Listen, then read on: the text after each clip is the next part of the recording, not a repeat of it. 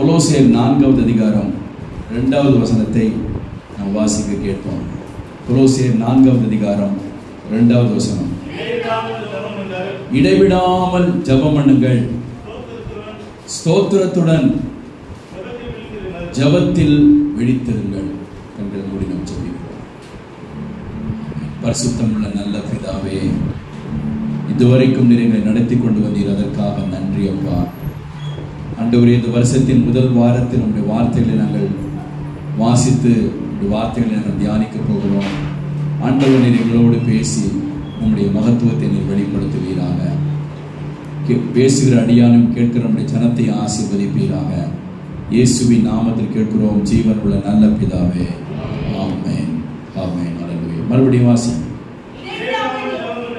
இடைவிடாமல் ஜெபம் பண்ணுங்கள், ஸ்தோத்திரத்தோடு கூட ஜெபத்தில் விழித்திருங்கள் என்று கொலோசிய சபையாருக்கு அப்போஸ்தலனாகிய பவுல் சொல்கிறார். இந்த காலை நேரத்திலே நான் உங்களோடு பேசுகிற இந்த செய்தியின் தலைப்பு மகத்தான மாற்றங்களை ஏற்படுத்துகிற 7 காரியங்கள். நம்முடைய தனிப்பட்ட ஜீவியத்திலேயும், நம்முடைய சபையிலேயும், நம்முடைய தேசத்திலேயும், குடும்பத்திலேயும் மிகப்பெரிய மகத்துவமான மாற்றங்களை நாம் காண விரும்பினால், இந்த வருஷத்திலே மகத்துவமான காரியங்களை நாம் எதிர்பார்க்க ஆசையாக இருந்தால், இந்த 7 காரியங்களை நாம் செய்தால் ஆண்டவர் மகத்துவமான காரியங்களை செய்வார் என்பதில் எந்த சந்தேகமும் இல்லை. முதலாவது, ஆண்டவர் மிக பெரிய மகத்துவமான காரியங்களை தேவன் செய்ய வேண்டும் என்றால் நாம் ஜெபம் பண்ண வேண்டும். ஏதோ எப்பொழுதோ அல்ல ஜெபம். ஜெபம் இடைவிடாமல் தொடர்ந்தேர்ச்சியாக அது இருக்க வேண்டும் என்று தேவன் எதிர்பார்க்கிறார். தொடர்ச்சியான ஜெபத்திலே வல்லமை இருக்கிறது. தொடர்ச்சியான ஜெபத்திலே கர்த்தருடைய காரியங்கள் நிறைவேறுதலை நாம் காண முடிகிறது. தொடர்ந்து இடைவிடாமல் நாம் ஜெபம் பண்ண வேண்டும். கொஞ்ச நாட்கள் ஜெபிப்பது, கொஞ்ச நாட்கள் ஜெபத்தை நிறுத்தி விடுவது, கொஞ்ச நாட்கள் நாம் ஜெபிப்பது, மற்ற நாட்கள் ஜெபத்தை மறந்து விடுவது என்கிற ஒரு நிலை ஒருபோதும் நமக்கு இருந்தால் நாம் மகத்தான காரியங்களை பார்க்க முடியாது. விட்டு விட்டு ஜெபிப்பது, எப்போதாவது ஜெபிப்பது, ஜெபிக்க வேண்டும் என்ற உணர்வு வராத ஒரு நிலையில இருப்பது, இப்படியெல்லாம் இருந்தால் ஆண்டவர் ஜெபத்திற்கு பலன் கொடுக்க மாட்டார். நீதிமான் செய்யும் ஊக்கமான வேண்டுதல் மிகவும் பலன் உள்ளது. நம்முடைய ஜெபத்திலே ஒரு பலன் இருக்கணும், நம்முடைய ஜெபத்திலே ஒரு வல்லமை இருக்கணும், நம்முடைய ஜெபத்திலே ஒரு அதிகாரம் இருக்கணும், நம்முடைய ஜெபத்திலே கர்த்தருடைய அந்த வார்த்தை ஜெபிக்கும் போது அது வெளிப்படணும், கிரியை நடப்பிக்கணும், உயிர்ப்பிக்கிற ஜெபமா இருக்கணும். கர்த்தருக்கு ஸ்தோத்திரம். அப்படி இருக்கணும். அப்படின்னா தனிப்பட்ட ஜீவியத்திலே நாம் தொடர்ந்து எழுச்சியாக டெய்லி நாம் ஜெபம் பண்ணணும். ஜெபத்தை விட்டுறக்கூடாது. தேவனோடு கூட இருக்கிற ஐக்கியத்தை அதை நிலைநிறுத்திவிடும். தேவனோடு நாம் தொடர்ந்து ஐக்கியமா இருக்கணும். தேவனோடு நாம் சஞ்சரிக்கணும். அவரை மனதில் எப்போது நினைத்து கொண்டே இருக்கணும். அப்படின்னா தொடர்ந்தேர்ச்சியாக ஜெபம் நமக்கு தேவைப்பட்டு கொண்டே இருக்கிறது. இடைவிடாமல் ஜெபம் பண்ணுங்க. கர்த்தருக்கு ஸ்தோத்திரம். இடைவிடாமல் ஜெபம் பண்ணுவது என்பது என்ன? காலைதோறும் ஜெபிக்கிறோமா? டெய்லி ஜெபிக்கணும். மதியத்திலே ஜெபிக்கிற பழக்கம் இருக்கிறதா? டெய்லி ஜெபிக்கணும். மாலையில ஜெபிக்கிற பழக்கம் இருந்தா டெய்லி ஜெபிக்கணும். இரவில ஜெபிக்கிற பழக்கம் இருந்தா டெய்லி ஜெபிக்கணும். உபவாசம் இருந்து ஜெபிக்கிற பழக்கம் இருந்தா உபவாசத்தை விடாமல் தொடர்ந்து உபவாசம் இருந்து ஜெபிக்கணும். கர்த்தருக்கு ஸ்தோத்திரம். ஃப்ரெண்ட்ஸ்களோடு, நண்பர்களோடு சேர்ந்து ஜெபிக்கிற பழக்கம் இருந்தா தொடர்ந்து அவர்களோடு சேர்ந்து நாம் ஜெபிக்கணும், தொடர்ந்து ஜெபிக்கணும். கர்த்தருக்கு ஸ்தோத்திரம். ஆகவே ஒவ்வொரு நாளும் ஜெபத்தை நாம் நிறுத்தக்கூடாது. குடும்ப ஜெபம் செய்வீர்களானால் அதை ஒருபோது நிறுத்தக்கூடாது. தொடர்ந்து குடும்ப ஜெபம் நடத்தி கொண்டே இருக்கணும். கணவன் இல்லாவிட்டாலும் மனைவி ஞானவள் பிள்ளைகளை வைத்துக்கொண்டு ஜெபிக்கணும். பெற்றோர்கள் இல்லாவிட்டால் பிள்ளைகளை ஜெபிக்க பழக்க வேண்டும். எப்போதும் ஜெபம் இருந்து கொண்டே இருக்க வேண்டும். ஜெப சிந்தையிலே நாம் இருக்க வேண்டும். எங்கு போனாலும் எங்கு வந்தாலும் ஜெப உதடுகளை நாம் பெற்றுக்கொள்ள வேண்டும். ஜெபருடைய சிந்தையிலே நாம் வாழ வேண்டும். இடைவிடாமல் நாம் ஜெபம் பண்ண வேண்டும். கர்த்தருக்கு ஸ்தோத்திரம். எப்போது தொடர்ந்து நாம் ஜெபம் பண்ணணும், விடாமல் ஜெபிக்கணும். அதுதான் அடுத்த, விடாமல் ஜெபிக்கணும். எல்லாத்துக்கும் ஓய்வு இருக்கலாம், ஜெபத்துக்கு ஓய்வு இருக்கக்கூடாது, ரெஸ்ட் இருக்கக்கூடாது. விடாமல் ஜெபிக்கணும். உட்கார்ந்தாலும் எழுந்திருந்தாலும் ஒரு பிரயாணம் போகிறோம், ஜெபிச்சு போகணும். ஒரு நம்ம சாப்பாடு சாப்பிட்றோம், ஜெபிச்சுட்டு நம்ம சாப்பிடணும். ஒரு டேப்லெட் போடுறோம், நம்ம ஜெபம் பண்ணிட்டு அதை போடணும். கர்த்தருக்கு ஸ்தோத்திரம். ஒரு பொருளை வாங்க போகிறோம், ஜெபம் பண்ணிட்டு போகணும். வீட்டுக்குள்ளே வர்றோம், ஜெபம் பண்ணிட்டு உள்ளே வரணும். வெளியே போகிறோம், ஜெபம் பண்ணிட்டு போகணும். இப்படி ஜெபம் ரொட்டீனா நமக்கு அது ஒரு பழக்கமாக மாற வேண்டும். ஸ்தோத்திரம். இன்னும் முழங்கால் படிட்டு அப்பப்போ ஜெபம் பண்ணா இன்னும் அதிகமான அதற்கு பலன் இருக்கிறது. முழங்கால் படிட்டு ஜெபிக்க அதற்கு அதிக பலன் இருக்கிறது. அப்போஸ்தலனாகிய பவுல் மணலிலே உட்கார்ந்து அவர் முழங்கால் படிட்டு ஜெபம் பண்ணி இருக்கிறார். சாலமோன் ஜனங்களுக்கு முன்பாக, தேவாலயத்திற்கு முன்பாக நேர் முழங்கால நின்று ஜெபம் பண்ணி இருக்கிறார். பிரேத தண்டையில அந்த ஒக்கால் செத்த பிறகு அந்த பிரேதத்துக்கு முன்பாக முழங்கால் படிட்டு பேதுரு ஜெபம் பண்ணி இருக்கிறார். இயேசு கிறிஸ்து அடிக்கடி மலையிலே போய் கெத்செமனே தோட்டத்திற்கு போய் முழங்கால் படிட்டு ஜெபம் பண்ணி இருக்கிறார். ஆகவே நாம் முழங்கால் படிட்டு ஜெபம் பண்ணுவதற்கு ஏதுவாக நம்முடைய வீடுகளை நாம் சரி செய்து கொள்வது மிகவும் நல்லது. கர்த்தருக்கு ஸ்தோத்திரம். முழங்கால் படிட்டு நம் தரையில உட்கார்ந்து முழங்கால் படிட்டு அப்பப்போ ஜெபம் பண்ணும்போது அதற்கு மிகுந்த பலன் இருக்கிறது. தாழ்மையின் வெளிப்பாடாக அது இருக்கும். தேவன் கிரியை செய்வார். ஆகவே இந்த வருஷத்துல தொடர்ந்து நாம் ஜெபம் பண்ண வேண்டும். தொடர்ந்து ஜெபிக்க நாம் நம்மை அர்ப்பணிக்க வேண்டும். இடைவிடாமல் ஜெபம் பண்ணுங்கள் என்று சொல்லியிருக்கிறது. இடைவிடாமல் ஜெபம் பண்ணும்போது பெரிய மாற்றத்தை, மகத்துவமான மாற்றத்தை நாம் பார்க்க முடியும். பெரிய பாறங்களை உளி வைத்து அதை அடிக்க எந்த ஒரு மாற்றமும் ஏற்படாமல் இருக்கலாம். ஆனால் தொடர்ந்து உளிய வைத்து சம்மட்டினாலே அடிக்க அந்த பாறங்களில ஒரு பெரிய பாறையில தேவனுடைய பிள்ளைய மாற்றம் உள்ள ஏற்பட்டு கொண்டே இருக்கும். அடுத்து கடைசி ஒரு 10 அடி அடித்தால் போதும் அந்த பாறை 2ஆக பிளக்கப்படுவதற்கு ஏதுவாக மாறி இருக்கும். ஆகவே கடினமாக இருக்கிறது என்று நாம் ஒருபோது விட்டுவிடக்கூடாது. நாம் தொடர்ந்தேட்சியாக நாம் ஜெபம் பண்ண கடுமையாக தோன்றும் போது, கடினமாக தோன்றும் போது, நாமும் கடினமாக ஜெபிக்கும் போது தேவன் அந்த ஜெபத்திற்கு நிச்சயமாக பதில் கொடுப்பார். இடைவிடாமல் ஜெபம் பண்ணுங்கள். ஒரு கூட்டத்துக்கு வர்றோமா, ஜெபம் பண்ணிட்டு நம்ம வரணும். கர்த்தருக்கு ஸ்தோத்திரம். நாம முன்பதாகவே ஆயத்தப்பட்டு நம்ம எல்லாம் குடும்பமாக சேர்ந்து மனைவி பிள்ளைகளாக சேர்ந்து ஆராதனைக்கு போறதுக்கு முன்னாடி ஜெபம் பண்ணிட்டு வரணும். கர்த்தருக்கு ஸ்தோத்திரம். ஜெபம் அது நமக்கு ஒரு பெரிய மாற்றத்தை கொண்டு வந்ததை வேத புஸ்தகத்திலே பல இடங்களிலே நாம் வாசிக்கிறோம். ஜெபம் பண்ணும் போது தேவன் செயல்படுவார். நாம் ஜெபிக்காத போது தேவன் செயல்பட மாட்டார். அநேக காரியங்களை நாம் பற்பல வேலைகளை செய்து சோர்ந்து போய் நாம் ஜெபிக்க கூடாது. தேவனுடைய பிள்ளைகளே, நாம் ஜெபத்தில் அதிகமாக சிரமம் எடுத்து நம்ம ஜெபம் பண்ணணும். ஜெபம் என்பது தொடர்ந்து ஜெபிக்கிறவர்களுக்கு தான் அது லகுவாக இருக்கும். அவ்வப்போது ஜெபிக்கிறவர்களுக்கு ஜெபம் ஒரு லகுவானதா இருக்காது. அது கடினமான பாறையை நாம் அகற்றி தள்ளுவது போல இருக்கும். ஆனால் தொடர்ந்தேட்சியாக ஜெபிப்பவர்களுக்கு ஜெபம் ஒரு இனிமையான அனுபவமாக மாறிவிடும். காரணம் என்னவென்றால் ஜெபங்களிலே, ஊழியங்களிலே மிகப்பெரிய ஊழியம் ஜெப ஊழியம். ஏனென்றால் அவர் ஜெபிக்கிறவர்கள் தேவனோடு பேசுறாங்க. பிரசங்கம் பண்றவங்க ஜனங்களை தேவனை முன்னிட்டு ஜனங்களுக்கு பேசுறாங்க. ஆனால் ஜெபிக்கிறவர்கள் தான் தேவனோடு அவர் பேசிக்கொண்டே இருக்கிறார்கள். ஜெப ஊழியம் என்பது ஒரு வல்லமையான ஊழியம். ஜெப ஊழியம் என்பது ஒரு மகிமையான ஊழியம். ஜெப ஊழியம் என்பது பரலோகத்தை அசைக்கிற ஒரு ஊழியம். பூலோகத்திலிருந்து, அறையிலிருந்து அகிலத்தை அசைக்கக்கூடிய ஒரு வல்லமையான ஒரு ஊழியம் இருக்கிறது என்று சொன்னால் அது ஜெப ஊழியம். இடைவிடாமல் தேவனுடைய பிள்ளைகள் ஜெபம் பண்ண வேண்டும். ஒரு வேலை செய்வதற்கு முன்பாக ஒரு சிறிய நாம் ஜெபம் பண்ண வேண்டும். கர்த்தருக்கு ஸ்தோத்திரம். ஜெபம் தொடர்ந்தேட்சியாக இருந்து கொண்டே இருந்தால் அது மிகவும் நல்லது. விட்டு அல்ல, இடைவிடாமல் நாம் ஜெபம் பண்ண ஆண்டவர் நமக்கு உதவி செய்வாராக. அது நம்முடைய வாழ்க்கையில பெரிய மாற்றங்களை அது நமக்கு ஏற்படுத்தும். ஒவ்வொன்றுக்காக ஜெபம் பண்ணுங்க. கர்த்தருக்கு ஸ்தோத்திரம். தேவர் செய்த நன்மைகளை எல்லாம் எண்ணி ஜெபம் பண்ணுங்க, ஸ்தோத்திரம் பண்ணுங்க. கர்த்தருக்கு ஸ்தோத்திரம். ஒவ்வொன்றுக்காக ஜெபம் பண்ணுங்க. பதில் பெற்றுக்கொண்டவைகளுக்காக ஜெபம் பண்ணுங்க. பிறப்போகிறவர்களுக்காக ஜெபம் பண்ணுங்க. இயேசுவின் நாமத்தில் ஜெபம் பண்ணுங்க.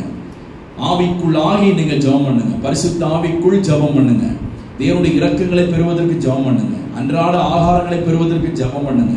தேவைகள் சந்திக்கப்படுவதற்கு ஜெபம் பண்ணுங்க. ஜெபம் பண்ணிக்கொண்டே இருக்க வேண்டும். நீங்கள் எபிரேயர் 5:7 வாசிக்கும் பொழுது, ஆண்டவராகிய கிறிஸ்து இயேசுவானவர் இந்த உலகத்தில் இருந்த பொழுது மாம்சத்தில் இருந்த நாட்களில் பலத்த சத்தத்தோடும் கண்ணீரோடும் விண்ணப்பம் பண்ணி வேண்டுதல் செய்து தமக்கு உண்டான பயபக்தி நிமித்தம் கேட்கப்பட்டு பட்ட பாடுகளினாலே கீழ்ப்படிதலை கற்றுக்கொண்டார் என்று வேத புஸ்தகத்தில் வாசிக்கிறோம். நானும் நீங்களும் மாம்சத்தில் இருக்கிறோம். இந்த மாம்சத்தில் இருக்கிற நாட்களில் எல்லாம் இயேசுவை போல நாம் ஜெபிப்பதற்கு ஆண்டவர் நமக்கு உதவி செய்வாராக. ஸ்தோத்திரம். நன்றாக ஜெபம் பண்ண ஆண்டவர் உதவி செய்வாராக. தேவனுடைய லூக்கா 18:7 நாம் வாசிக்கும் பொழுது, அன்றியும் இரவும் பகலும் அவரை நோக்கி ஜெபமனுடைய காரியத்திலே தேவன் சீக்கிரத்திலே நீதி செய்வார் என்று சொல்லி இருக்கிறது. லூக்கா 18:7 நம்ம அதை நாம் வாசிக்கிறோம். அந்தபடியே தேவன் தம்மை நோக்கி இரவும் பகலும், அதுதான் இடைவிடாமல் ஜெபிப்பது, தொடர்ந்தேர்ச்சியாக ஜெபிப்பது, ஒவ்வொரு இரவும் ஜெபிப்பது, ஒவ்வொரு பகலும் ஜெபிப்பது. அந்தபடியே தேவன் தம்மை நோக்கி இரவும் பகலும் கூப்பிடுகிறவர்களாகிய நம்மால் தெரிந்து கொள்ளப்பட்ட விஷயத்தில் நீடிய பொறுமையோடு இருந்து அவர்கள் நியாயம் செய்யாமல் இருப்பாரோ சீக்கிரத்தில் தேவன் அவருக்கு நியாயம் செய்வார் என்று சொல்லியிருக்கிறது.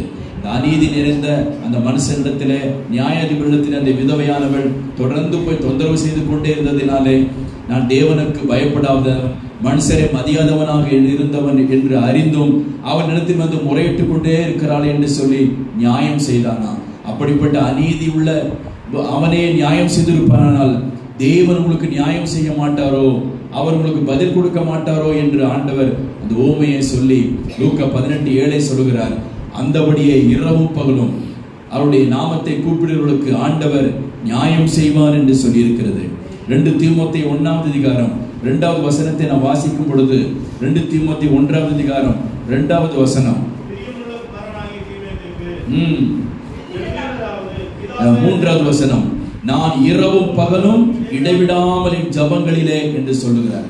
அப்போஸ்தலனாகிய பவுல் இரவும் பகலும் இடைவிடாமல் ஜெபிக்கிற ஒரு மனிதனாக இருந்தார். தொடர்ந்து ஜெபிக்கிற ஜபம், இடைவிடாமல் ஜபம் பண்ணினா ஆண்டவர் பெரிய மாற்றங்களை நம்முடைய வாழ்க்கையிலே, தனிப்பட்ட ஜீவியத்திலே ஏற்படுத்துவார் என்பதில் எந்த சந்தேகமும் இல்லை. இரண்டாவதாக, நானும் நீங்களும் இடைவிடாமல், விட்டுவிடாமல் தொடர்ந்து தேவனை நாம் நம்பிக்கொண்டே இருக்க வேண்டும். ஓசியாவின் தீர்க்க தரிசன புஸ்தகம் 12வது அதிகாரத்தில் அதை நாம் வாசிக்கிறோம். ஓசியாவின் தீர்க்க தரிசன புஸ்தகம் 12வது அதிகாரத்தில் கர்த்தருக்கு ஸ்தோத்திரம் 4வது வசனம் என்று நினைக்கிறேன், வாசிக்கலாம். ஓசியா 12வது அதிகாரத்தில் நீ இடைவிடாமல் தேவனை நம்பிக்கொண்டிரு. 6வது வசனம், இப்போதும் நீ உன் தேவனிடத்திலே திரும்பு, தயவையும் நியாயத்தையும் கைக்கொண்டு இடைவிடாமல் உன் தேவனை நம்பிக்கொண்டிரு. இடைவிடாமல், தொடர்ந்தேர்ச்சியாக, சளைத்து விடாமல், சோர்ந்து போகாமல், தொடர்ந்து என்ன நடந்தாலும், எது நடக்காமல் போனாலும் ஆண்டவருடைய சமூகத்தில் தொடர்ந்து நாம் அவரை நம்பிக்கொண்டே இருக்கணும். தொடர்ந்து அவரை விசுவாசித்துக் கொண்டே இருக்கணும். ஏனென்றால் நாம் விசுவாச மார்க்கத்தார் என்று சொல்லியிருக்கிறது. நாம் விசுவாச மார்க்கத்திலே நாம் இருக்கிறவர்கள்.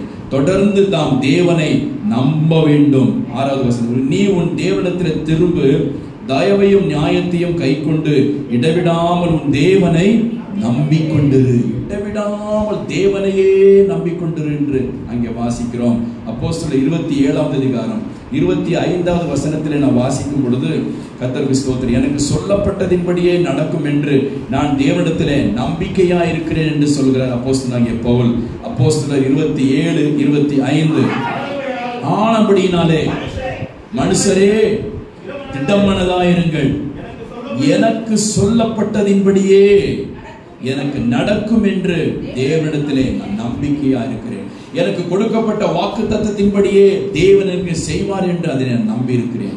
எனக்கு சொல்லப்பட்டதின்படியே, எனக்கு தரிசனத்திலே ஆண்டவர் சொல்லியிருக்கலாம், சொப்பனத்திலே கர்த்தர் என்னோடு சொல்லியிருக்கலாம், வார்த்தையை வாசிக்கும் போது தேவன் என்னோடு பேசியிருக்கலாம், தேவன் முகமுகமா என்னோடு பேசியிருக்கலாம்.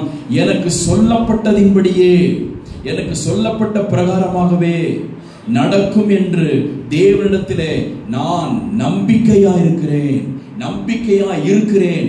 தொடர்ந்து அவர் நம்பிக்கையாக இருப்பதாக சொல்லுகிறார். இடைவிடாமல் தேவனை நம்பிக்கொண்டிரு. எல்லா காரியத்திற்காகவும் இடைவிடாமல், விட்டுவிடாமல், தொடர்ந்தேர்ச்சியாக, அப்பப்போ நம்புவது, அப்பப்போ விட்டு விடுவதல்ல, தொடர்ந்து தேவனை நாம் சார்ந்து நம்பிக்கொண்டே இருக்க ஆண்டவர் உதவி செய்வாராக. ஏசாயா 38வது அதிகாரம் 15வது வசனத்தில் எசேக்கியா வியாதிப்பட்ட நேரத்தில் சொன்ன வார்த்தை நாம் வாசிக்கலாம். ஏசாயா 38வது அதிகாரம் 15வது வசனம். ஏசாயா 38:15 ஒரு வாசிக்கலாம். நான் என்ன சொல்லுவேன்? அவர் எனக்கு வாக்கு அருளினார். அந்த பிரகாரமாகவே அவர் எனக்கு வாக்கு அருளினார். 15 வருடத்தை நான் உனக்கு கூட்டி கொடுப்பேன், உன் கண்ணீரை கண்டேன், உன் விண்ணப்பத்தை கேட்டேன் என்று ஆண்டவர் அவன் சொல்லி வாக்கு அருளினார். 15 வருடத்தை கூட்டி கொடுத்தார், வாக்கு அருளினார். அந்த பிரகாரமாகவே செய்தார். செய்தார். என் ஆயுசின் வருஷங்கள் எல்லாம் நினைத்து நடந்து கொள்வேன். அவர் எனக்கு வாக்கு பண்ணினார், அந்தபடியே செய்தார் என்று சொல்லுகிறார். யோபு 13வது அதிகாரம் 15வது வசனத்தை நாம் வாசிக்கும் பொழுது, யோபு 13வது அதிகாரம் 15வது வசனம், அவர் என்னை கொன்று போட்டாலும் அவர் மேல் நம்பிக்கையா இருப்பேன். அவர் என்னை கொன்றே போட்டாலும், இவ்வளவு வியாதிகளுக்குள்ளே நான் இருக்கிறேன், இவ்வளவு பலவீனங்களுக்குள்ளே நான் இருக்கிறேன், இவ்வளவு சுகவீனங்களுக்குள்ளே இருக்கிறேன், அவர் என்னை கொன்றே போட்டாலும் அவர் மேல நான் நம்பிக்கையா இருப்பேன். அதுதான் யோபுடைய விசுவாசம். அவர் என்னை கொன்று போட்டாலும் அவர் மேல நான் எப்படி நம்பிக்கையா இருப்பேன். அதனால தொடர்ந்து தேவன் மேல அவர் நம்பிக்கையா இருந்ததுனாலதான் இரட்டந்தனையான ஆசீர்வாதத்தை பெற்றுக்கொள்ள முடிந்தது. 11,000 மிருகங்களுக்கு பதிலாக 22,000 மிருகங்கள் வந்துச்சு. 10 பிள்ளைகளுக்கு பதிலாக இரட்டத்தனையான பிள்ளைகளை தேவன் கொடுத்தாரு. தேவனுடைய பிள்ளைகளே, யோபின் தேவன் நம்முடைய தேவனாய் இருக்கிறார். அவர் என்னை கொன்று போட்டாலும் அவர் மேல நான் நம்பிக்கையா இருப்பேன். அந்த நம்பிக்கை தான் எனக்கு வேணும். எவ்வளவு வியாதி பலவீனம் இருக்கலாம், அவர் என்னை கொன்று போட்டாலும், இந்த வியாதியின் மத்தியிலே நான் இருந்தாலும், வியாதியின் படுக்கையில இருந்தாலும், நான் ஆண்டவர் மேல நம்பிக்கையா இருப்பேன். விசுவாசித்தவர் இன்னார் என்று அறிந்திருக்கிறேன். நான் அவரிடத்தில் ஒப்புவித்ததை அந்நாள் வரைக்கும் காத்துக்கொள்ள அவர் வல்லவராய் இருக்கிறார். அவர் மேலே நான் நம்பிக்கையா இருப்பேன். கொன்று போட்டால் அவர் மேலே நம்பிக்கையா இருப்பேன். என்னை கைவிடப்படுகிற ஒரு சூழ்நிலை கைவிடு விட்டாரோ, எசேக்கியாவை தேவன் சோதிப்பதற்கு கைவிட்டாரா? நாம் அவருடைய வசனத்தை கை கொள்கிறோமா இல்லையா என்பதை சோதிப்பதற்கு தேவன் நம்மை கைவிடுவார் என்று உபாகமத்தில் வாசிக்கிறோம். தேவனால் நாம் கைவிடப்பட்டாலும் அவர் மேலே நம்பிக்கையா இருக்கணும். தேவன் நம்மை விட்டு விலகி இருக்கிறார் என்கிற அப்படிப்பட்ட நிலையிலும் நாம் அவர் மேலே நம்பிக்கையா இருக்கணும். கர்த்தர் மறுபடியும் என்னை சேர்த்துக் கொள்வார், கர்த்தர் மறுபடியும் என்னை ஏற்றுக்கொள்வார், கர்த்தர் மறுபடியும் என்னை அரவணைப்பார், கர்த்தர் மறுபடியும் எனக்கு உதவி செய்வார் என்கிற அந்த நம்பிக்கை மட்டும் விட்டுறக்கூடாது. தொடர்ந்து தேவனை நம்பிக்கொண்டே இருக்க வேண்டும். சிம்சோன் அப்படிதான் நம்பிக்கொண்டே இருந்திருப்பார். நிச்சயமாக நீர் ஒரு அற்புதத்தை செய்வீர் என்ற நம்பிக்கை அவனுக்கு இருந்து கொண்டே இருந்திருக்கும். கடைசி நாளிலே, கடைசி நேரத்தில் தேவன் மிகப்பெரிய காரியத்தை செய்து தேவன் யார் என்பதை சிம்சோன் மூலமாக தேவன் விளங்க செய்தார். தேவனுடைய பிள்ளையே, தேவன் மேல் நம்பிக்கை நமக்கு எப்போது இருக்கணும். நீதிமொழிகளை வாசிக்கும் பொழுது வாசிக்க வேண்டாம், இன்றைய தினம் தேவன் மேல் நம்பிக்கையா இருக்கும்படி இதெல்லாம் உனக்கு நான் தெரிவிக்கிறேன் என்று சாலமோன் சொன்னதை வேதத்தில் வாசிக்கிறோம். நீதிமொழிகள் 23:18 நாம் வாசிக்கும் பொழுது, நீதிமொழிகள் 23:18 ஒருவர் வாசிக்கலாம். நிச்சயமாகவே முடிவு உண்டு, நம்பிக்கை வீண் போகாது. ஏன் நாம் தேவனை நம்பிக்கொண்டே இருக்க வேண்டும்? நிச்சயமாகவே முடிவு உண்டு. நம்பிக்கைக்கு ஒரு முடிவு உண்டு. நல் முடிவாய் இருக்கும், இது சீரான முடிவாக இருக்கும். நிச்சயமாகவே முடிவு உண்டு. நம்பிக்கை வீண் போகவே போகாது. இடைவிடாமல் நாம் தேவனை நம்பிக்கொண்டிருந்தால் நம்பிக்கையை தேவன் வீண் போக விட மாட்டார். அதே நீதிமொழிகள் 24:14 ஒருவர் வாசிக்கலாம். 24:14 அப்படியே ஞானத்தை அறிந்து கொள்வது ஆத்துமாவுக்கு இன்பமாய் இருக்கும். அதை பெற்றுக்கொண்டால் முடிவில் அது உதவும். முடிவு நம்பிக்கையா இருந்தா முடிவு அது உதவும், வீண் போகாது. முடிவிலே அது உதவும். முடிவு வந்தா ஒரு உதவி வரும். கர்த்தருக்கு ஸ்தோத்திரம். எல்லாத்துக்கும் ஒரு முடிவு வந்தா அப்பதான் தேவனுடைய உதவி வரும். முடிவிலே தான் ஆண்டவர் உதவியை ஆண்டவர் கொடுப்பாரு, உதவி செய்வார். ஆமென். மறுபடியும் அதே வசனத்தை வாசிக்கலாம். இப்படியே ஞானத்தை அறிந்து கொள்வது இன்பமாயிருக்கும். பெற்றுக்கொண்டால் அந்த ஞானம் முடிவிலே உதவும். ஆரம்பத்தில் உதவிலேயே, நடுவிலே உதவிலேயே, ஆரம்பம் முடிவிலே ஞானம் நமக்கு உதவி செய்யும். நம்பிக்கை வீண் போகவே போகாது. இடைவிடாமல் தேவனை நம்பிக்கொண்டிருக்க வேண்டும். காரணம் என்ன? சங்கீதம் 62:5 வாசிக்கும் போது, நான் நம்புகிறது அவராலே வரும். நாம் ஏன் அவரை தொடர்ந்து நம்பிக்கொண்டே இருக்க வேண்டும்? நான் எதற்காக அவரை நம்புகிறானோ, ஏன் அவரை நான் நம்பிக்கொண்டிருக்கிறேனோ, நான் நம்புகிறது அவராலே வந்து சேரும். சங்கீதம் 62:5, என் ஆத்துமாவே தேவனை நோக்கி நீ அமர்ந்திரு, நான் நம்புகிறது அவரால் வரும், எனக்கு குறித்திருக்கிறதை அவர் நிறைவேற்றுவார். இப்படிப்பட்டவர்களிடத்தில் அநேகம் உண்டு என்று யோபு சொன்னார். தேவன் செய்ய நினைத்தது ஒன்றும் தடைபடாது. ஆமென். அவர் செய்ய நினைத்தது ஒன்றும் தடைபடாது. கர்த்தர் எனக்காக யாவையும் செய்து முடிப்பார் என்று சொன்னான் தாவீது. தேவனுடைய பிள்ளைகளே, நாம் இடைவிடாமல் தேவனையே நம்பிக்கொண்டிருப்போமாக. நாம் நம்புகிறதெல்லாம் ஆண்டவர் நமக்கு வர்த்திக்க பண்ணுவார். மூன்றாவதாக அப்போஸ்தலர் 26வது அதிகாரம் 7வது வசனத்தை வாசிக்கலாம். அப்போஸ்தலர் 26:7 ஒருவர் வாசிக்கலாம். இரவும்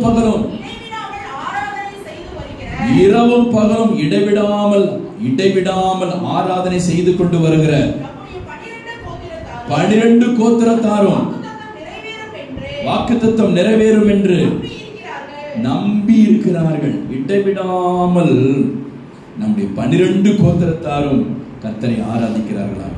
26:7 மறுபடியும் வாசிக்கலாம். இரவும் பகலும் இடைவிடாமல் ஆராதனை செய்கிற நம்முடைய 12 கோத்திரத்தாரும் என்று சொல்லியிருக்கிறது. அந்த வாக்குத்தத்தம் நிறைவேறும் என்று நம்பி இருக்கிறார்கள்.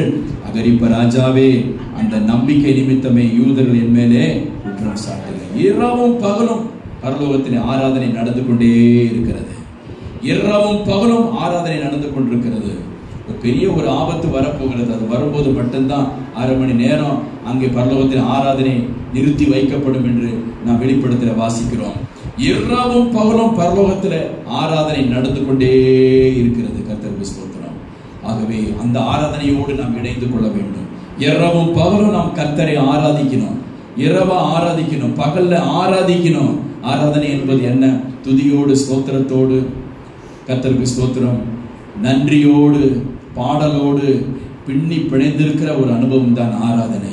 ஆண்டவரை உயர்த்துவது, ஸ்தோத்தரிப்பது, பாடுவது, மகிமைப்படுத்துவது, கர்த்தர் ஆண்டவரை மெச்சுவது, பாராட்டுவது, அவருடைய இயற்கையெல்லாம் பார்த்து ரசிப்பது, இந்த உலகத்தை பார்த்து ஆண்டவருக்கு நன்றி சொல்வது, ஒவ்வொன்றிலும் நன்றியர்களோடு இருப்பது, இதுதான் நம் கர்த்தருக்கு செய்கிற ஆராதனையாக இருக்கிறது. இரவும் பகலும் 12 கோத்திரத்தாரும் அவர்கள் ஆராதனை செய்கிறார்கள். நீங்கள் தானியேல் 6வது அதிகாரம் 10வது வசனத்தில் வாசிக்கும் பொழுது, அங்கே அந்த ராஜா கேட்கும் போது, இடைவிடாமல் ஆராதிக்கிற தேவன் உன்னை தப்புவிக்க வல்லவராய் இருந்தாரா என்று சொல்லும் போது அவன் சொன்ன காரியம் என்ன? ஆம் ராஜாவே என்று சொன்னான். 6வது அதிகாரம் 10வது வசனத்தை வாசிக்கலாம். தானியேலோ வென்றால் அந்த பத்திரம் ஜெபம் பண்ணக்கூடாது என்று சொல்லப்பட்ட அந்த பத்திரத்திற்கு கையெழுத்து வைக்கப்பட்ட போதும் இருந்த போதும் வீட்டுக்குள்ளே போய் தன் மேல் அறையிலே எருசலேமுக்கு நேராக பனைகளிகள் திறந்திருக்க தான் முன்பு செய்து வந்தபடியே நீதான் 3 வேளையும் தேவனுக்கு முன்பாக முழங்கால் படியிட்டு ஜெபம் பண்ணி. 20வது வசனம்.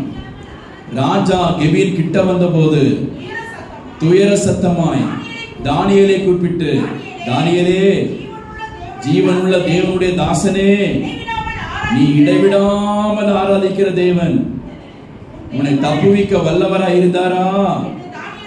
தானியேலை கேட்டான். 22, 21. அப்பொழுது தானியேல், ராஜாவே, நீர் என்றும் வாழ்க, சிங்கங்களை என்னை சேதப்படுத்தாதபடிக்கு தேவன் தம்முடைய தூதனை அனுப்பி அவைகளின் வாயை கட்டி போட்டார். ஸ்தோத்திரம் செலுத்தினார். தானியேல் 6:10 என்ன செய்தான்? அவர் முழங்கால் படியிட்டு எருசலேமுக்கு நேராக பலகைகளில் திறந்து முன் செய்து வந்தபடியே தினம் 3 வேளையும் தேவன் முன்பாக முழங்கால் படியிட்டு தேவனுக்கு ஸ்தோத்திரம் செலுத்தினான். ஸ்தோத்திரம் செலுத்துவது ஆராதனையின் ஒரு பகுதி, பாடுவது ஆராதனையின் ஒரு பகுதி, அவரை துதிப்பது ஆராதனையின் ஒரு பகுதி. அவர் சிங்கங்களின் வாயை தம்முடைய தூதனை அனுப்பி கட்டி போட்டார் என்று நாம் அங்கே வாசிக்கிறோம். இதே 6வது அதிகாரத்தில் 16வது வசனத்தை வாசிக்கலாம். அப்பொழுது ராஜா கட்டளையிட அவள் தானியேலை கொண்டு வந்து அவனை சிங்கங்களின் கெபியிலே போட்டார்கள். ராஜா தானியேலை நோக்கி, நீ இடைவிடாமல் ஆராதிக்கிற தேவன் உன்னை புறஜாதியான மனுஷனுக்கு தெரிந்தது, இடைவிடாமல் ஆராதித்தால் தேவன் தப்புவிப்பார் என்று. புறஜாதிய அரசன் அவர் அறிந்து வைத்திருந்தான். தேவனுடைய பிள்ளைகளாகிய நானும் நீங்களும் அறிய வேண்டியது, இடைவிடாமல் நாம் ஆண்டவருக்கு துதிகளையும் ஸ்தோத்திரங்களையும் நம்ம பாடல்களையும் நாம் செய்து கொண்டே இருந்தால் தேவன் நம்மையும் தப்புவிப்பார். இடைவிடாமல் விட்டு அல்ல, தொடர்ந்தேட்சியாக, அவ்வப்போது அல்ல, தொடர்ந்தேட்சியாக இடைவிடாமல் நம் கர்த்தரை ஆராதித்துக் கொண்டே இருக்க ஆண்டவர் உதவி செய்வாராக.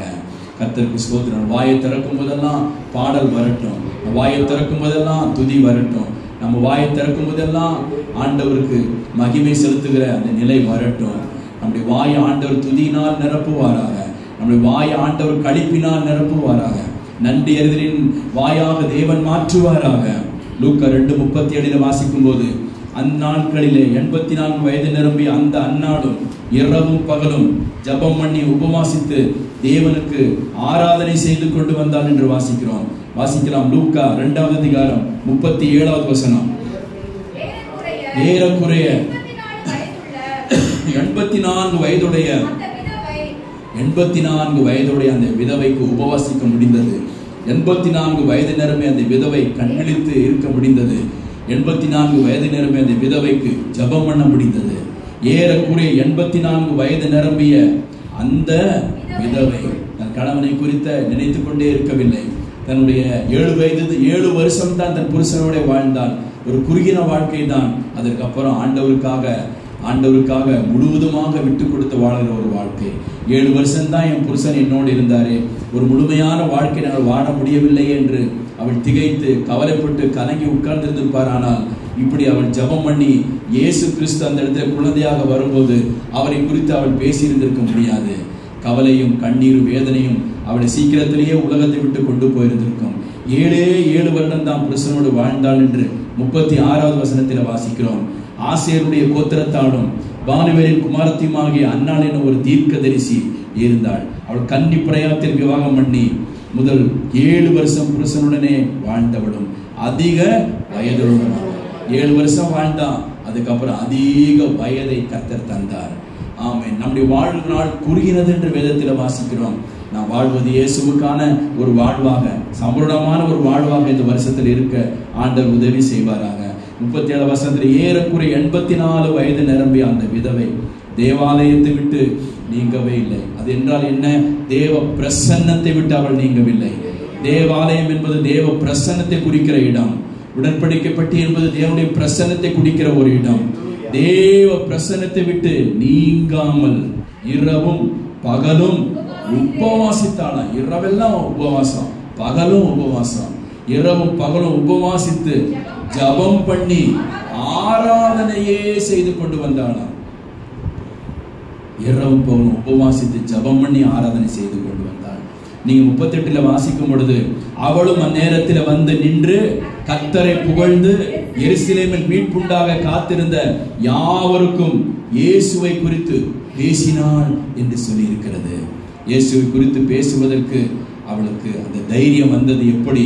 ஜபம், ஆராதனை, தேவனோடு கூட இருந்த தேவ பிரசன்னம். அதுதான் அவளுக்கு இயேசு கிறிஸ்துவை பற்றி பேசுவதற்கு வாசலை திறந்து கொடுத்தது.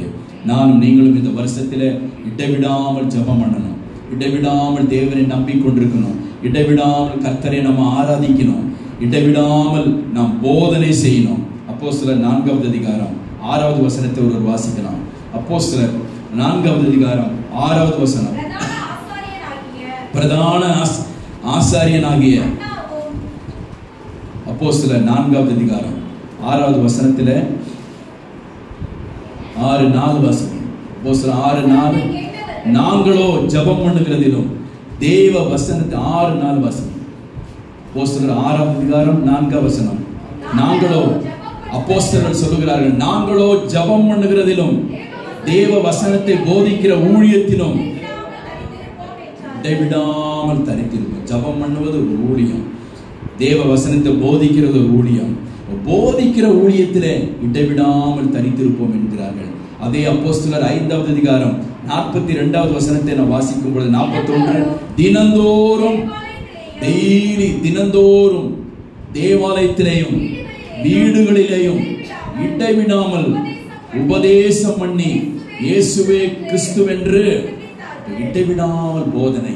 அந்த வேத புஸ்தகத்தில் வாசிக்கும் பொழுது அவங்க எருசலேமை போதகத்தினாலே நிரப்பினார்கள் என்று சொல்லியிருக்கிறது.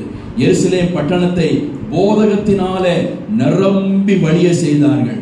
எங்கு போனாலும் போதனை, எங்கு போனாலும் உபதேசம், எங்கு போனாலும் இயேசுவே ஆண்டவர் என்று சொல்கிற அந்த வார்த்தை போதகத்தினாலே எருசலேமை நிரப்பினார்கள் என்று வேத புஸ்தகத்தில் வாசிக்கிறோம்.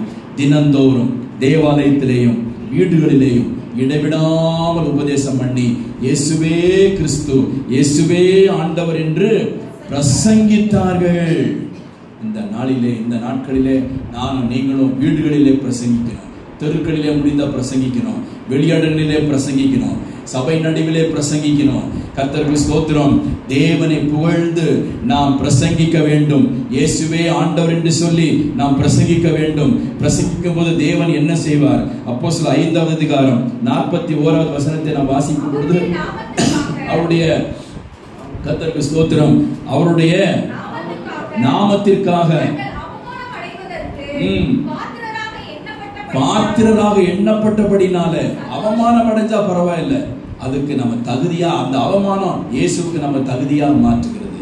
அவமானம் அடைவதற்கு பாத்திரராக எண்ணப்பட்டபடினால சந்தோஷத்தோட ஆலோசனை சங்கத்தை விட்டு புறப்பட்டு போய் நிறுத்திவிடவில்லை, இடைவிடாமல் அவர்கள் பிரசங்கித்தார்கள். ஆண்டவன் கொடுத்திருக்கிற வாக்குத்தத்தம் என்ன? மார்க் 16:20 அவர்கள் எங்கும் புறப்பட்டு போய் பிரசங்கம் பண்ணினார்கள். எங்கும் புறப்பட்டு போய் பிரசங்கம் பண்ணினார்கள். அவர்கள் புறப்பட்டு போய் எங்கும் பிரசங்கம் பண்ணினார்கள். கர்த்தர் அவர்களுடனே, நம்ம பிரசங்கம் பண்ணும்போது தேவன் கூட இருப்பார். நாம் தனியாக நின்று பிரசங்கிப்பதில்லை, தேவன் நம்மோடு இருப்பார். ஆவியானவர் பேசக்கூடிய வார்த்தைகளை கர்த்தர் நமக்கு தருவார். அவர்கள் புறப்பட்டு போய் எங்கும் பிரசங்கம் பண்ணினார்கள். கர்த்தர் அவர்களுடனே கூட கிரியை நடப்பித்து அவர்களால் நடந்த அடையாளங்களினாலே வசனத்தை, பிரசங்கித்த வசனத்தை உறுதிப்படுத்தினார். நீங்க பிரசங்கம் பண்ணும்போது தேவன் அந்த வசனங்களை அற்புத அடையாளங்கள் செய்து உறுதிப்படுத்துவார். அப்போஸ்தலர் 14வது அதிகாரம் 3வது வசனத்தை வாசிக்கும் பொழுது, அப்போஸ்தலர் 14வது அதிகாரம் 3வது வசனம், அவர்கள் அநேக நாள் சஞ்சரித்து தைரியமாய் பிரசங்கம் பண்ணினார்கள். தைரியமாய் பிரசங்கம் பண்ணினார்கள். அவர் தம்முடைய கிருபை உள்ள வசனத்திற்கு சாட்சியாக அடையாளங்களையும் அற்புதங்களும் கைகளினாலே நடக்கும்படி பிரசங்கம் பண்ணும்போது தேவன் கிருபை உள்ள வார்த்தைகள், அதிகாரம் இருந்த வார்த்தைகளுக்கு தைரியமாய் பிரசங்கிக்கும் போது அற்புத அடையாளங்களை செய்து ஆண்டவர் வசனத்தை உறுதிப்படுத்துவார். தைரியம் உள்ளவர்களாக பிரசங்கம் பண்ணினார்கள். இடைவிடாமல் நாம் போதனை செய்ய வேண்டும். உங்கள் பிள்ளைகளுக்கு உட்கார்ந்திருக்கும் போதும், எழுதிருக்கும் போதும், படுத்திருக்கும் போதும் அவளுக்கு நீங்கள் போதனை பண்ணுங்கள் என்று உபாகமத்தில் வாசிக்கிறோம். அவன் என்னை குறித்து தன் பிள்ளைகளுக்கு போதிப்பான் என்று ஆண்டவர் ஆபிரகாமை குறித்து நம்பிக்கை வைத்திருந்தார் என்று வேதத்தில் வாசிக்கிறோம். கர்த்தருக்கு ஸ்தோத்திரம் உண்டாவதாக. தேவனுடைய பிள்ளையே, நீங்கள் கொஞ்ச நேரமாவது உங்கள் வீடுகளிலே உட்கார்ந்து அந்த குடும்ப ஜபத்தில் ஆண்டவர் உங்களுக்கு கொடுக்கிற வார்த்தைகளை வைத்து கொஞ்ச நேரம் அதை பகிர்ந்து கொள்ளுங்கள். ஆண்டவர் ஒவ்வொருத்தருடையும் பேசுகிற காரியங்கள் என்ன என்று கேட்டு, அந்த அதிகாரத்தில் ஆண்டவர் இன்றைக்கு என்னோடு, எங்களோடு, எம்மோடு என்ன பேசுறாரு ஒருவருக்கு அதை பகிர்ந்து கொள்ளுங்கள். தேவன் உங்களோடு பேசுவார், உங்களோடு இடைபடுவார். நீங்கள் வெளியே போகும்போது உங்கள் மூலமாய் தேவன் கிரியை செய்வார். கர்த்தருக்கு ஸ்தோத்திரம். அந்த பிரசங்கம் முதல்ல உங்கள் வீடுகளிலே துவக்கட்டும். கர்த்தருக்கு ஸ்தோத்திரம். அது வெளியே புறப்பட்டு போகட்டும். ஒருவருக்கொருவர் ஆமென் கர்த்தருடைய வார்த்தையை வாசித்து தியானிங்க. அதை நீங்க வெளியே அபியாசம் பண்ணுங்க. ஆண்டவர் உங்களுடைய கரங்களினாலேயே விசேஷித்த அற்புதங்களை செய்தருளுவார். கர்த்தர் மகிமையான காரியங்களை செய்தருளுவார். போதனை கிரியை செய்தது, போதும் மகத்தான கிரியைகளை செய்தது, ஆராதனை மகத்தான கிரியைகளை செய்தது, மாற்றங்களை ஏற்படுத்தியது. தேவனை நம்பி இந்த நம்பிக்கை மாற்றங்களை கொண்டு வந்தது. ஜபம் பெரிய மாற்றங்களை ஏற்படுத்தி வந்திருக்கிறது. கர்த்தருக்கு 4வது இடைவிடாமல் நாம் ஜபம் பண்ண வேண்டும். 5வதாக 1 தெசலோனிக்கேயர் 2வது அதிகாரம் 13வது வசனத்தை வாசிக்கலாம். 1 தெசலோனிக்கேயர் 2வது அதிகாரம் 13வது வசனம். 1 தெசலோனிக்கேயர் 2:13 ஆகையால் நீங்கள் தேவ வசனத்தை எங்களாலே கேள்விப்பட்டு ஏற்றுக்கொண்ட போது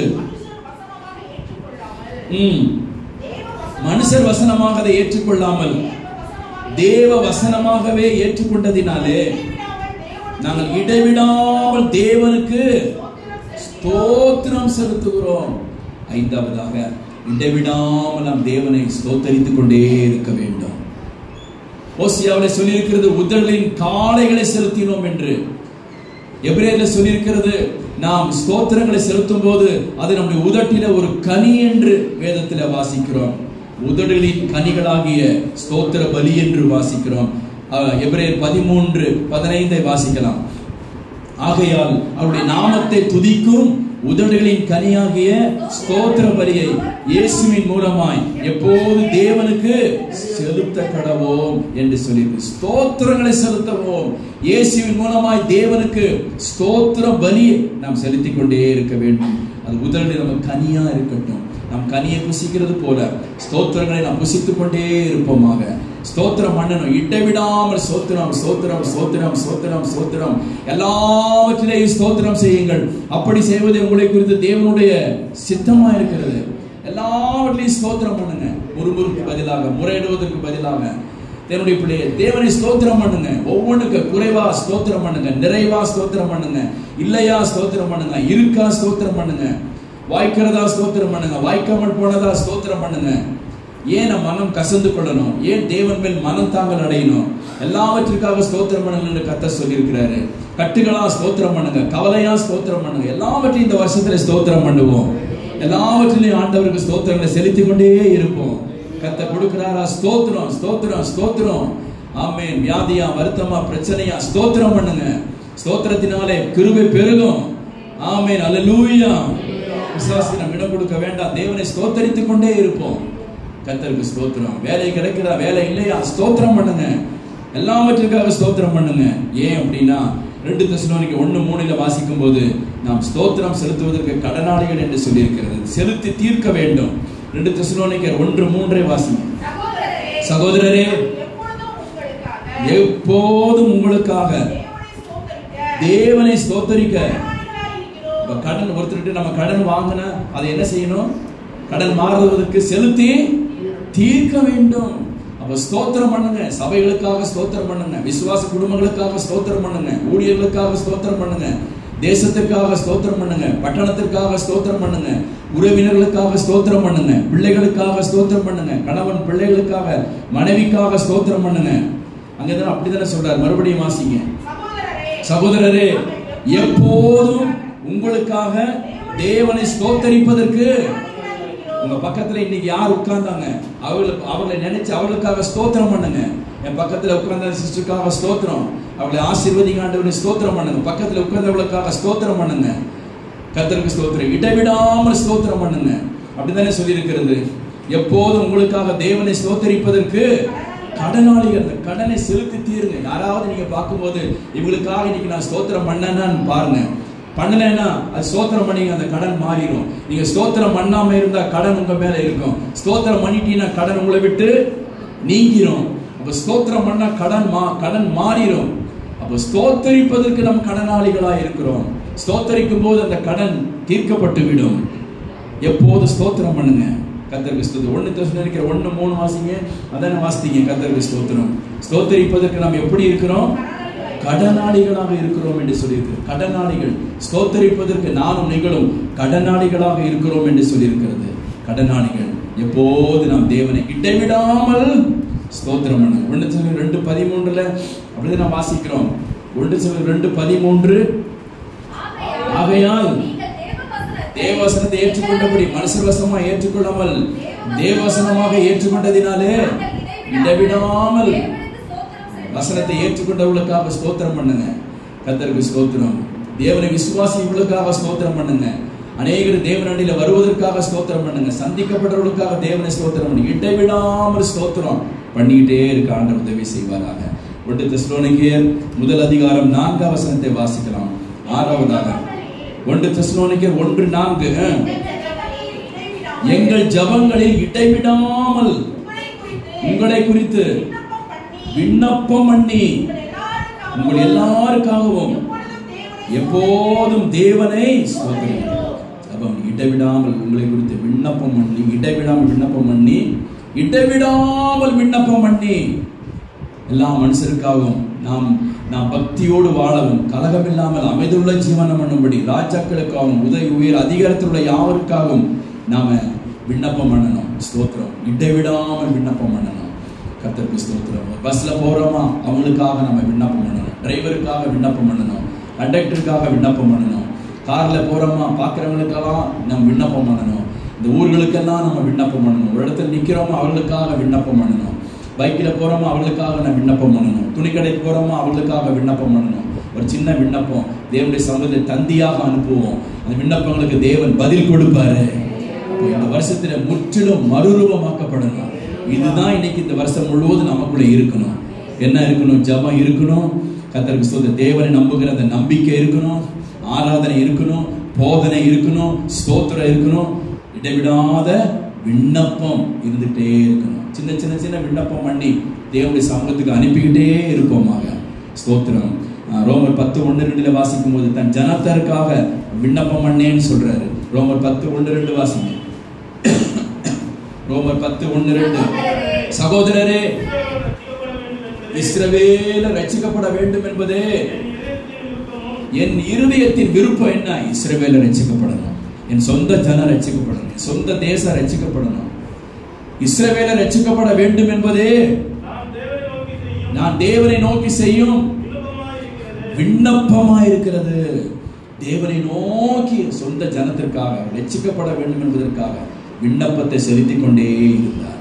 விண்ணப்பம் பண்ணுவோம். இடைவிடாமல் விண்ணப்பம் பண்ண தேவன் நமக்கு உதவி செய்வாராக. கடைசியாக 7வது 1 தெசலோனிக்கர் 1-2 வாசிக்கலாம். 1 தெசலோனிக்கர் 1வது அதிகாரம் 2வது வசனம். பவுலும் சில்வானும் 1 தெசலோனிக்கர் 1-2 வாசிங்க. தேவனுக்கு பிரியமான சகோதரரே, விசுவாசத்தின் கிரியையும் உங்கள் அன்பின் பிரயாசத்தையும் நம்முடைய கர்த்தராகிய இயேசு கிறிஸ்து மேலுள்ள உங்கள் நம்பிக்கையின் பொறுமையையும் நம்முடைய பிதாவாகிய தேவன் முன்பாக நாங்கள் இடைவிடாமல் நினைவு கூறுங்க. எதெல்லாம் நினைவு கூறணும்? மறந்துடக்கூடாது. இடைவிடாமல் நினைச்சுட்டே இருக்கணும். எதெல்லாம் இடைவிடாமல் நினைவு கூறணும்? விசுவாசத்தின் செயல்பாடுகள். அவங்க எப்படி விசுவாசத்துல செயல்படுறாங்க அதை நம்ம நினைவு கூறணும். விசுவாசத்துல தேவன் எப்படி கிரியை செய்தார், விசுவாசத்தை தேவன் எப்படி கனம் பண்ணாரு, அதை இடைவிடாமல் நினைவு கூறுங்கள். அடுத்து அன்பின் பிரயாசத்தை நினைவு கூறுங்க. அன்புள்ள பிரயாசத்தை மறந்துவிடுவதற்கு தேவன் அநீதி உள்ளவர் அல்ல. அன்பின் பிரயாசத்தை, கர்த்தருக்கு ஸ்தோத்திரம், உங்களுக்கு அன்பின் பிரயாசத்தை நினைவு கூறுங்க. யாராவது உங்களுக்காக பிரயாசப்பட்டிருப்பாங்களானா அதை நீங்க நினைவு கூறுங்க. அன்போடு பிரயாசப்பட்டிருப்பாங்களானா அதை இடைவிடாமல் நினைவு கூறுங்க. இவங்க எவ்வளவு அன்பா பிரயாசப்பட்டாங்க, இந்த காரியத்துக்காக எவ்வளவு பிரயாசப்பட்டாங்க, இதுக்காக எவ்வளவு பிரயாசப்பட்டாங்க. அன்பின் பிரயாசத்தை நினைவு கூறுங்கள். விசுவாசத்தின் கிரியை நினைவு கூறுங்கள். அன்பின் பிரயாசத்தை நினைவு கூறுங்கள். அடுத்து உங்கள் நம்பிக்கையின் பொறுமை. ஆண்டவரே, இப்படி பொறுமையை நீங்க கடைபிடிங்க. இந்த வருஷம் எல்லாம் நீடிய பொறுமையை கடைபிடிங்க. பேசுகிறதுக்கு தாமதமா இருங்க, கோபிக்கிறதுக்கு தாமதமா இருங்க, பேசுகிறதுக்கு பொறுமையா இருங்க, கேட்கிறதுக்கு தீவிரமா இருங்க. தேவனுடைய பிள்ளைகளே, உங்கள் நம்பிக்கையின் பொறுமை, அந்த பொறுமை அதை நினைவு கூறுங்க. ஆண்டவரே, பொறுமையா இருக்க செஞ்சுட்டீங்களே அதுக்காக நன்றி அப்பா. நீடிய பொறுமை கொடுத்தீங்களே அதுக்காக நன்றி. அதை காத்துக்கொள்ள உதவி செய்தீங்களே நன்றி. நினைவு கூறுங்க. பொறுமையையும் நம்முடைய பிதாவாகிய தேவன் முன்பாக நாங்கள் இடைவிடாமல் நினைவு கூர்ந்து என்று வாசிக்கிறோம். இடைவிடாமல் நினைவு கூர்ந்து. ரோமர் 1 அதிகாரம் 9 வசனத்தை வாசிக்கலாம். ரோமர் 1 அதிகாரம் 9 வசனம். 1:9 வாசனம். நாங்கள் ஜெபம் பண்ணும் போதெல்லாம் நினைச்சுட்டே இருக்கு. இடைவிடாமல் நினைங்க. இடைவிடாமல் நினைத்து நினைவு கூறுங்க. இடைவிடாமல் உங்களை நினைத்து ஜெபம் பண்ணும் போதெல்லாம் சிலர் நினைவுங்க. நம்ம டெய்லி நம்ம பார்க்க முடியாது. ஆனா டெய்லி ஜபத்துல ஒவ்வொருத்தருடைய முகத்தையும் நம்ம பார்க்க முடியும். ஒவ்வொருடைய இருதயத்தையும் நம்ம பார்க்க முடியும். இடைவிடாமல் ஜபங்களிலே உங்களை நான் நினைவு கூர்ந்து. தீமோத்தேயை பத்தி பவுல் சொல்றார் 2 தீமோத்தேயு 1:3 என் ஜபங்களை உன்னை நினைச்சுட்டே இருக்கிறேன் என்றார், நினைவு கூறுகிறார். 2 தீமோத்தேயு 1:3 நான் இரவும் பகலும் இடைவிடாமல் என் ஜபங்களில் உன்னை நினைத்து உன் கண்ணீரை நான் ஞாபகம் பண்ணி சந்தோஷத்தோடு நீ நிறையும்படிக்கு உனக்காக உன்னை காண வாஞ்சையா இருக்கிறேன். தீமோத்தேயுவே, நீ எப்படி இருக்கிறியா தெரியலையே, உன்னை நான் விட்டு வந்தேன், உன்னை எப்படி இருக்கிற நீ தெரியல. இரவும் பகலும் என் ஜபங்களை உன்னை நினைத்து கண்ணீரை ஞாபகம் பண்ணி நீ நீ நீ மறுபடியுமாக உன்னை நான் காணணும், அதற்காக அது வாஞ்சையா இருக்கிறேன் என்று சொல்றாரு. இப்படிப்பட்ட நற்குணங்களாலே தேவன் இந்த வருஷத்துல நம்மை நிரப்புவாராக. இடைவிடா மாற்றங்களை, மகத்தான மாற்றங்களை ஏற்படுத்துகிற இந்த 7 குறிப்பு: 1 ஜெபம், 2வது இடைவிடாமல் தேவனை நம்பிக்கொண்டிருப்பது, இடைவிடாமல் கர்த்தருக்கு ஆராதனை செய்வது, இடைவிடாமல் போதனை செய்வது, இடைவிடாமல் தேவனை ஸ்தோத்தரிப்பது, இடைவிடாமல் விண்ணப்பம் பண்ணுவது, இடைவிடாமல் நாம் நினைவு கூறுவது. கர்த்தர் இந்த வார்த்தைகளை கொண்டு நம்மை ஆசீர்வதிப்பாராக. கர்த்தருடைய பந்திக்குள் நாம் கடந்து செல்லலாம். எல்லாரும் முழங்கால் படியிடும் போது பிரான்சிஸ் பவுல்ராஜ் முன்பாய் வந்து கர்த்தருடைய பந்திக்காக ஜெபிக்கும்படி அன்போடு கேட்கிறேன்.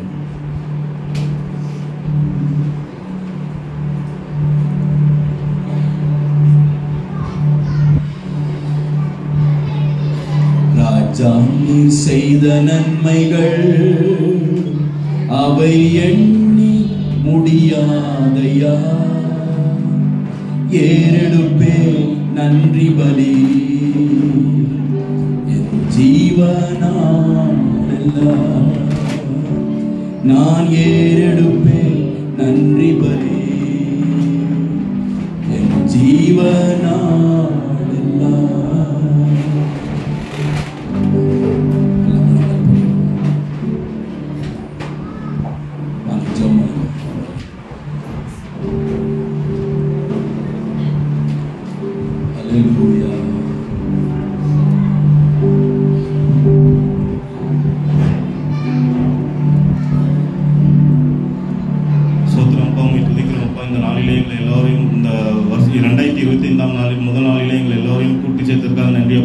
இந்த முதல் திருவிருந்தில் நாங்கள் எல்லோரும் ஒற்றுமையாக இந்த திருவிருந்தை ஏறெடுக்க எங்களுக்கு கிருபை செய்யுங்கப்பா. ஆவியானவரே, இன்னும் அநேக விசுவாசிகள் ஞானஸ்தானம் எடுத்து திருவிருந்தில் பங்கு பெற நீங்கள் கிருபை செய்யுங்கப்பா. அதற்காக உண்மை துதிக்கிறோம் அப்பா. அப்பா, இந்த நாளில் நாங்கள் கேட்ட வசனத்தின்படி நாங்கள் நடந்து கொள்ள எங்களுக்கு கிருபையாக இருந்து வழி நடத்துங்கப்பா. அதற்காக உண்மை துதிக்கிறோம். இயேசு நாமத்தினால் ஜெபம் நல்ல பிதாவே.